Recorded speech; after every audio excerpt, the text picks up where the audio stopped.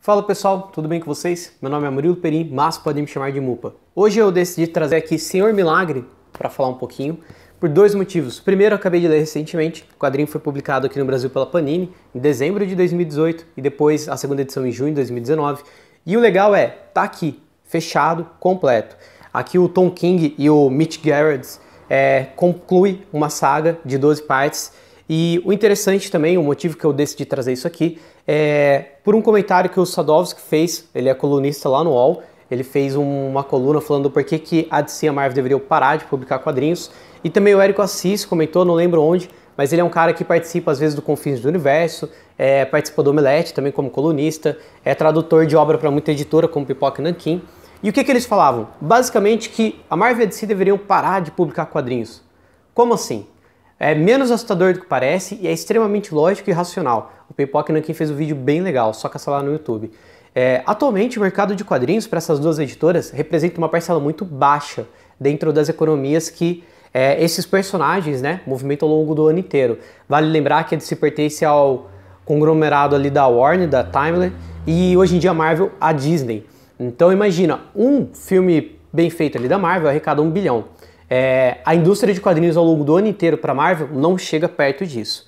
Ou seja, não está dando muita renda. Por não dar muita renda, provavelmente a parada é feita mais em toque de caixa, é usado como um grande laboratório de experiências, de ideias para ver o que funciona com o público e levar ali para o cinema depois. E fica-se essa impressão de que uma coisa é empurrada, é enxutada para ser feita às vezes de qualquer jeito, para simplesmente ter uma venda um pouco maior, e deixou de ser tratado como realmente uma propriedade artística, como uma coisa curiosa, como uma coisa a ser explorada de uma maneira legal.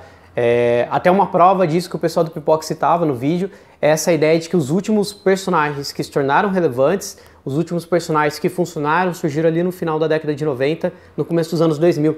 Depois disso, tudo que surge é uma nova versão de um velho personagem, por exemplo.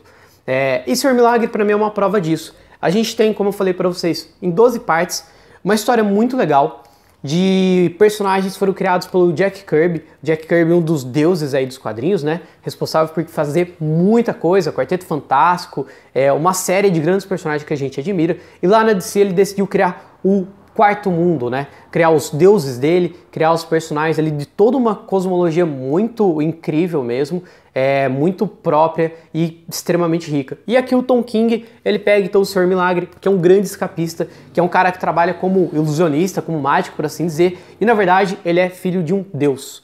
A gente tem o Darkseid e tem também o Pai Celestial, e como era muito comum em guerras antigas, em povos mais antigos que estavam em conflito, eles trocam os filhos, cada um fica com o filho do outro ali para selar um acordo de paz. Então, o Senhor Milagre ele é filho do Pai Celestial, mas ele cresce lá em Apocópolis. Algo em torno assim, sabe? Eu sempre confundo o nome desse mundo.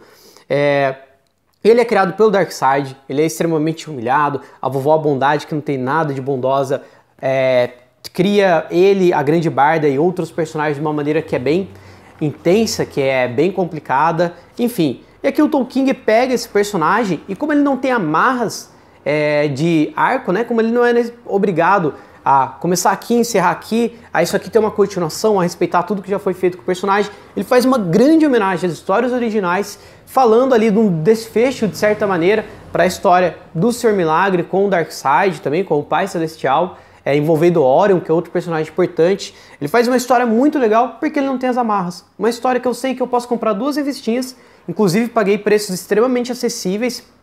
O meu eu comprei a primeira vez na banca mesmo do Luiz, aqui na Praça Pedro de Toledo. Tá sempre trazendo um monte de coisa legal, recomendo que vocês acompanhem, que vejam, ele tem o Instagram dele também agora. E a segunda eu peguei ali na Amazon, também no valor extremamente acessível. E cara, tá pronto. Eu tenho uma ótima história, uma história indicada ao Eisner, não lembro se ganhou. Uma história excelente que eu posso ler e reler várias vezes para entender tudo que tá aqui, porque ele não tem amarra narrativa.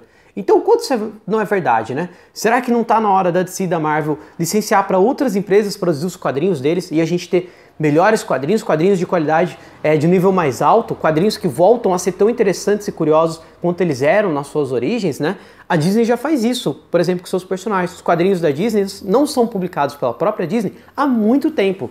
Os quadrinhos italianos da Disney são excelentes. No Brasil, muita coisa boa foi feita.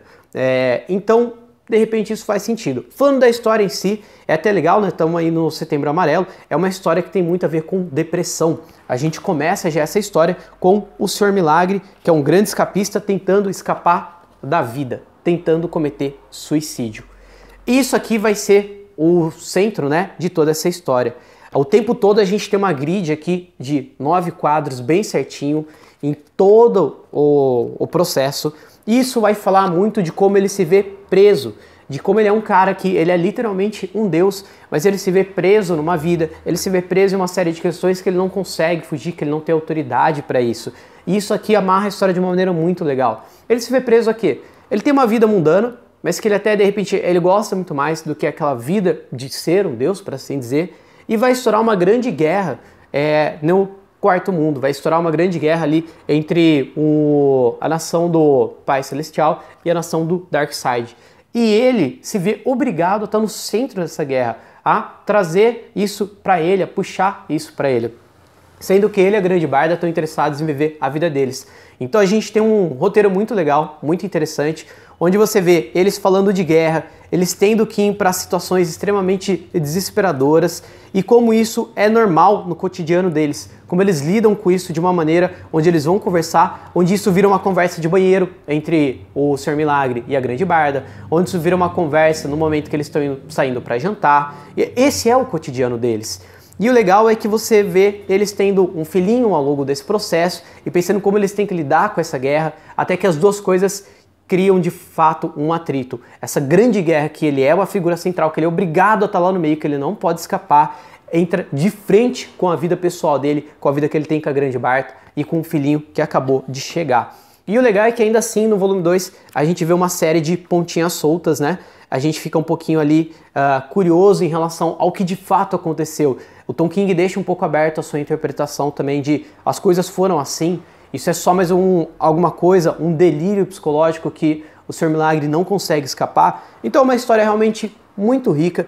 Para quem gosta de super-herói, então vale ainda mais a pena. E para quem gosta de Jack Kirby e do Quarto Mundo, gente, isso aqui é genial, é muito bom. Fica a indicação então, Sr. Milagre 1 e 2. Muito obrigado, forte abraço e até mais.